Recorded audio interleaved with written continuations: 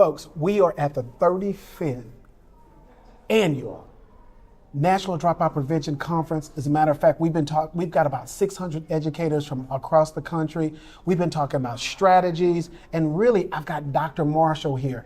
He's the Associate State Superintendent at Mississippi Department of Education. We're gonna have a discussion about some leadership pieces, right? You've seen and heard of a lot of strategies, but it takes strong leaders to bring teams together and build the culture, build those initiatives, and actually give advice. And those really are the three questions I want to ask you, Doc. When you're thinking about the amazing work, because they're doing some amazing work in Mississippi around chronic absenteeism, talk to me about the work around building that high-performing culture that you've built in Mississippi.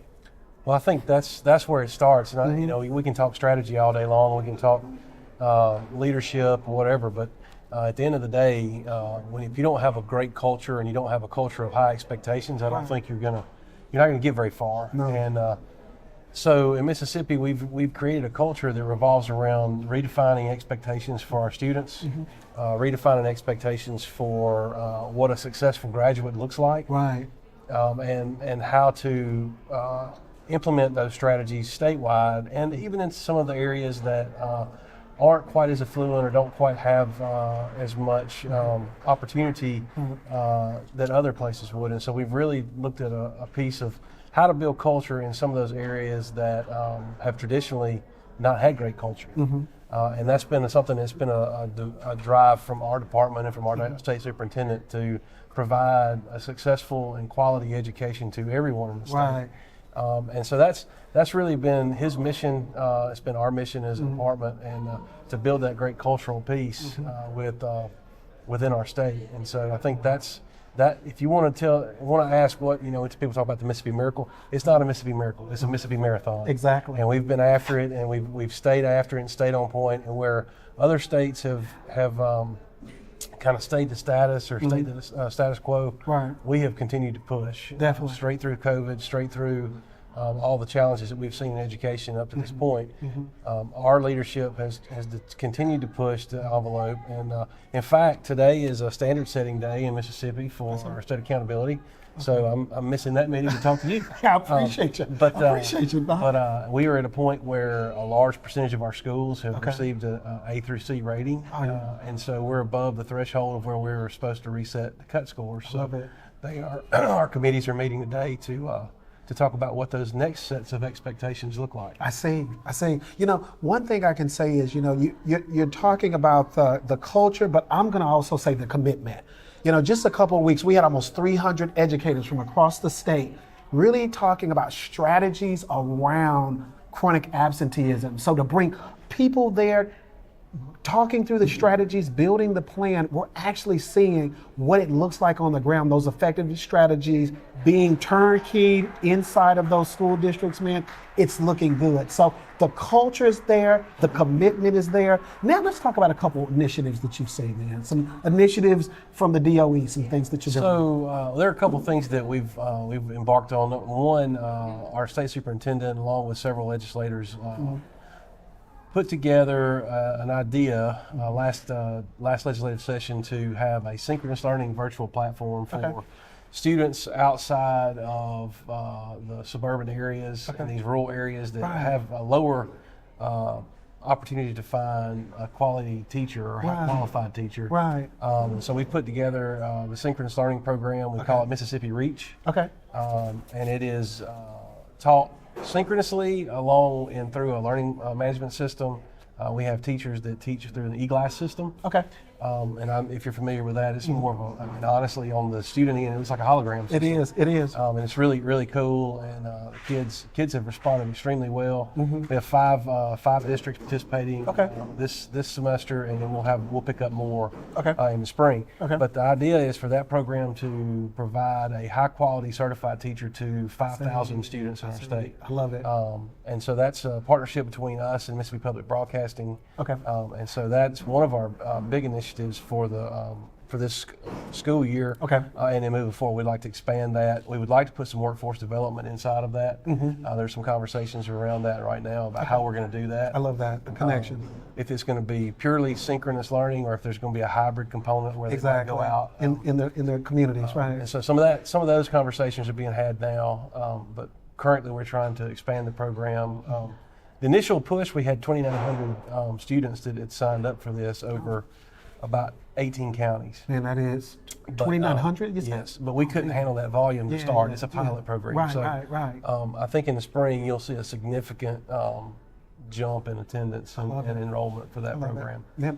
So that's one of our initiatives. Another one is obviously reduction in chronic absenteeism, especially in our high schools. Right. It looks like our middle schools and our elementary schools are really trending downward. I see.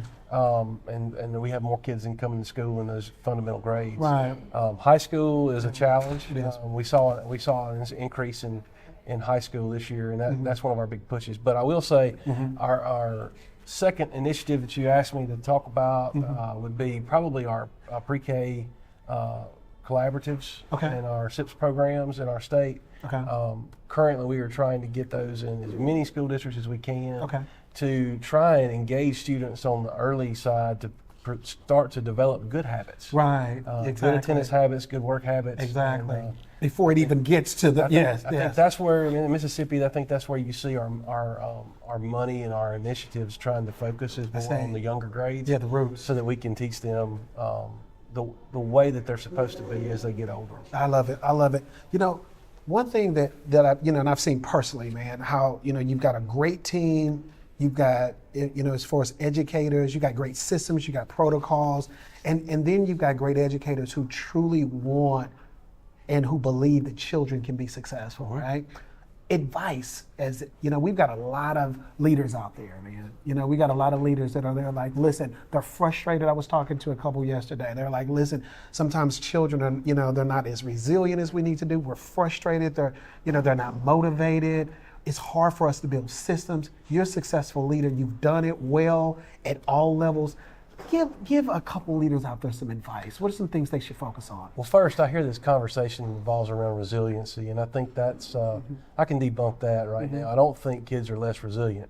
I think kids today are more resilient than ever before, but in ways that we don't understand. Exactly. We did not have the pressures of social media and fitting in, and the social pressures that students today have. I would say that they are probably more resilient than we ever thought about being. That's true. When it comes to social media and the way that if you miss a streak, buddy, it's over with. That's it. Bullying is on your phone every day, right? That's right. Yes, and you can't miss a TikTok. You can't miss a Snapchat streak, and if you mess that up, there's going to be problems. Yeah, you drop a ball on the field, that's right. You get bullied, right? That's right. That's true. But I think the piece around resiliency, I think students are more resilient in their own way. Right. And I think we want them to be resilient in our way. Right. And I think that's the problem that we're facing in education is we are continuing to say kids are not resilient in our way. Right. Well, they learn a different way. Exactly. We did not grow up with the technology that they have at their fingertips. We did not grow up with the information they have at their fingertips.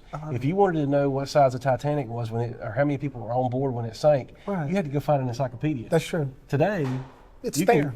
You don't even want to Google it anymore. You just chat GPT and it'll tell you right then. Yeah, you can speak it. And so I think the advice that I would give would probably be to lead with more empathy. I love it.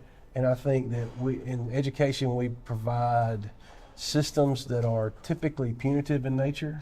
And I think that one of the main advices that I could give from a leadership standpoint is to develop systems that re-engage students in a way that brings out that rigor, relevance, and relationship. I love it.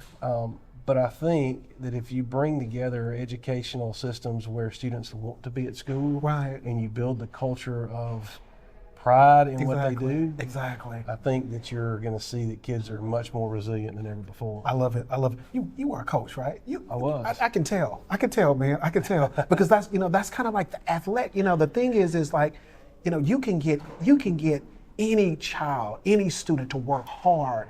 If you put them a part of the team, believe in them, and they feel like they're a part of something, right?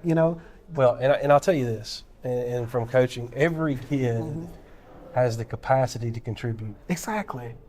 in some way on that team, whether it's just cheering on the ones that are That's on the it. field, That's or it. or if it's being a manager, whatever it is. Exactly.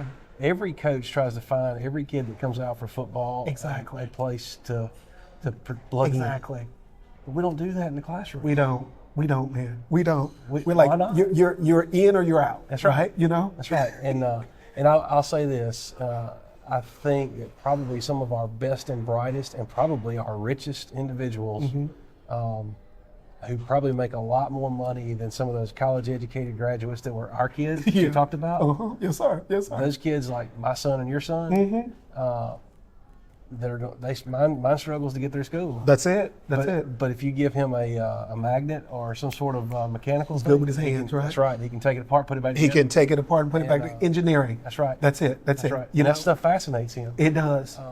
I'm fortunate that we even live in a school system in a town where that type of thing is embraced and he's pushed. But Exactly. a lot of people are not that way. Yes, sir. Yes, sir. You know, and you know, Doc, we could talk through this one, man. It's like the haves and the have-nots, right? right. You know, if you don't have everything I need you to have, That's right. then you're a have-not, right? So, you know, one thing I can say is, you know, just working with you, man, it kind of exemplified that leader. You said lead through empathy, right? And we see that in the work that you guys are doing, right? Folks, you're in Mississippi, okay? Jackson. You know, first of all, you gotta. Where? No, you're over in. No, where are you in Mississippi? I live in Brandon. Brandon. Now, how far is that from Jackson? That's not far, right? 12, 15 miles. Yeah, about 12, 15 miles. You talking about some good food? I'm gonna put him on the spot. Go to Brandon. You need to look up Dr. Marshall, right? You're talking about some good eating, right? Go in there. We were in a conference, 300 educators from across the actual state, man. Doc, we had a great time, some great learning, and we're looking forward to, because I think we getting some preliminary results on some of those action plans. We're already seeing some success at the schools. So, And I think it's from an attendance and chronic absenteeism standpoint, I think honestly, the biggest deterrent for that is for the leadership and the staff of the school to be aware. exactly. I don't think some schools are aware of how poor their attendance really is until Exactly. they start to take a The look data. at it.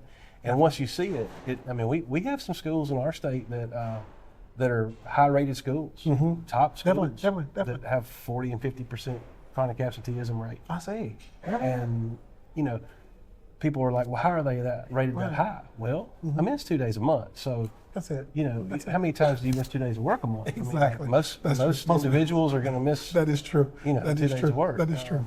You know, I don't. But Exactly. I work all the time. But, Right. but I think just building that culture, and I think then if you build that culture and you have some success stories, you got Right. to tell your story. You have to tell your story. You got to tell people You what's have going to. on. You got to tell people what's going on. And, So- and you guys got some amazing success stories. First of all, I want to thank you, Doc. Absolutely. All right. Hey, we're at 35th Annual National Dropout Prevention Center, folks. We've got successful districts all across the country. We've got successful departments of education. And folks, if you're driving, you're going east, you got to drop in Mississippi. They're doing some amazing work there. Dr. Marshall, he leads the work there, and man, we appreciate you being a Absolutely. part Appreciate of being NDPC here. family. Yes, All sir. right? Yes, Appreciate sir. our partnership. Yes, sir.